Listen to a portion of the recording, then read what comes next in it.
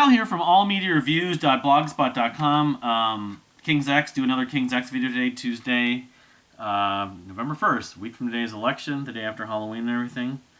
And I did post something on the community page. If no one saw that, they could check it out about some potential plans for the next, 3 to 12 plus months. But yeah, so King's X, I'm going to talk about I think it's their 11th album?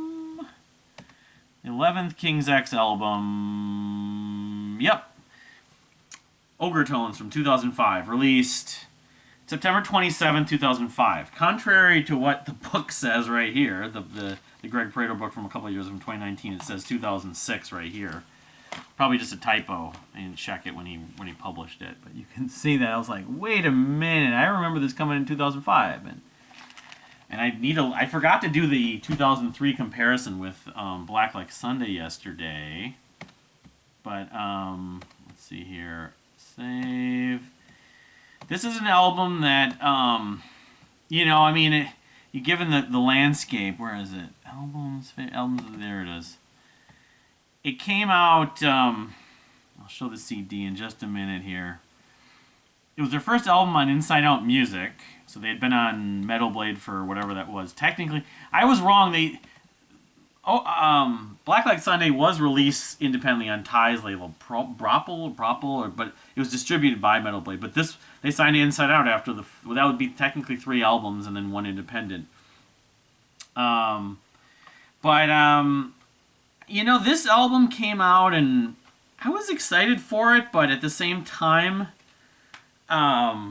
I was in the middle of listening to all these other albums. King's X, they weren't an afterthought, but the new Dream Theater album was of a similar ilk, as that people were excited about it, and I was just kind of lukewarm about it, because I just had so many other albums and new bands I was discovering. So that was that summer that I got into Hours and some other bands, but kind of an interesting booklet. But the big thing I remember about this album when it came out, one of the big things was that all these people were all excited about it. They were thinking, oh, they're back. Being that, maybe, I don't know if they were alluding to just the previous record, Black Like Sunday, 2 years before. And I was going to show the live album. I forgot about that. But yeah, it's very psychedelic. It's like Jellyfish, kind of. Remember when Roger Manning's album came out, that Tales of Mystery and Imagination? Not Tales of Mystery and Imagination. Anyway, people were just like, oh, they're back. This is their sound. They have their sound again. And they're alluding to just Black Like Sunday. They're alluding to Manic Moonlight. They're alluding to Bulbous even. And I think there's a little bit of a more of a traditional approach to this record if you just go back further to say like Ear Candy and Dog Man and even Faithful Love and the self-titled. It has more elements in some ways of those records than some of the records that came after them. Although it is dark. But I'll say that I saw people praising this album, and I even saw them play it live, that tour in 2005. They played the whole thing, if I'm not mistaken. Even the Goldilocks reprise, I think. There's the track list. But after some time, I remember I liked it, but I didn't like it as much as Manic Moonlight. This was sort of in the peak or amongst my obsession with Manic Moonlight especially. And I was just kind of thinking, it's sort of hit and miss. Its best songs are the songs that I enjoy the most. It's produced by Michael Wagner, by the way. Wagner? And I'm not sure if he's the one who produced the next one too. But he had worked with, you look at it, Extreme, who King's X did a tour with in 2008, Saigon Kick, Warrant, a lot of the 80s hair metal stuff.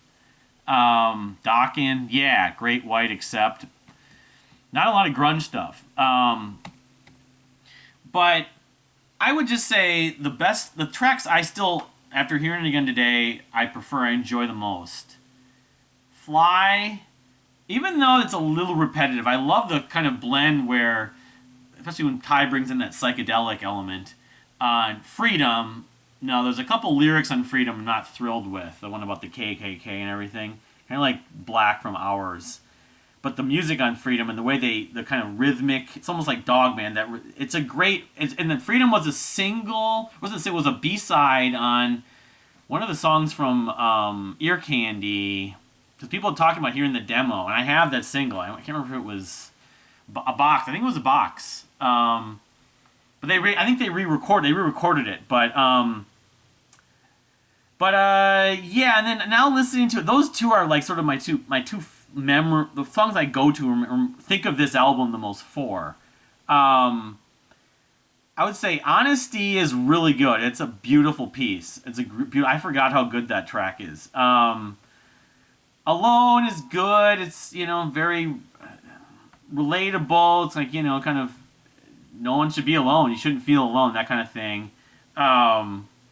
Mud is really sad. Now, when I get into I read the one on the chapter on Black Like Sunday, and then they did a thing on touring. I'm going to read it maybe tonight or sometime in the next few days. Chapter on this album. I'm suspecting that Mud is about someone they know, like a family member, a parent maybe, who passed away. Mud's pretty moving. Sooner or Later is 7 minutes, although it's not listed. It's like 6:58 on Spotify. I like moments of it, especially like the latter half of it. I remember people loving that song. It's all right. Bebop, I've always thought of, it has the Little Richard phrase on that song, Bebop, Loobop, Lump Bamboo, like from Tutti Frutti. I think it has punch, and some of the drum parts toward the end, like that middle section, is like the bridge, is good. So I like Bebop. If is one song they've done live, and I don't know why If and Goldilocks, they always have these asterisks by them. Someone co-wrote it or something like that, I forget. There's like these asterisks on certain tracks. Yeah, Hurricane, I'm not crazy about. Open My Eyes, I've never loved that track. Getaway, not so much. That's all right, I guess. The Goldilocks reprise was it necessary?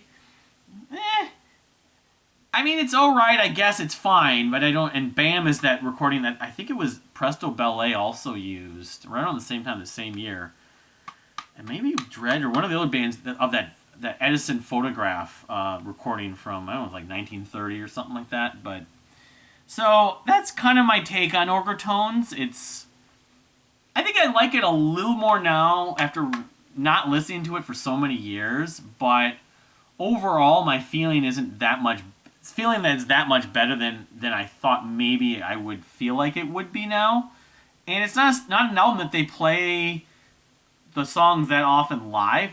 I think that Freedom and Fly especially, and then maybe even Mud, but those two especially should be like in the that would be among my favorites. They should be in their live playlist, the set list rather. So, all right. So just to so what's your take on Ogre Tones, King's X fans? I'd love to know. I wanted to just include this because I didn't listen to this, but I was talking about, I had the 4 tracks from Black Like Sunday at the end of disc 1. Here's your track list of Live All Over the Place. And, it's weird. I was reading about that. They called it Live All Over the Place because they were literally like Rush as a show of hands. These recordings are from a bunch of different shows, like multiple, like 4, 5, 6, 7 locations. Something like that. And they had never released a live album. This is the final release they put on Metal Blade.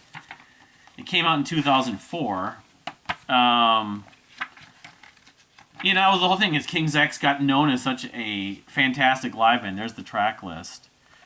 But they didn't have any live albums. I know that it was weird what Ty wrote in here, what he said in the book about it, the acoustic part. Jerry liked the acoustic, and I heard acoustic recordings back to the early 90s with them. It's a version of Prisoner. It's great live acoustically.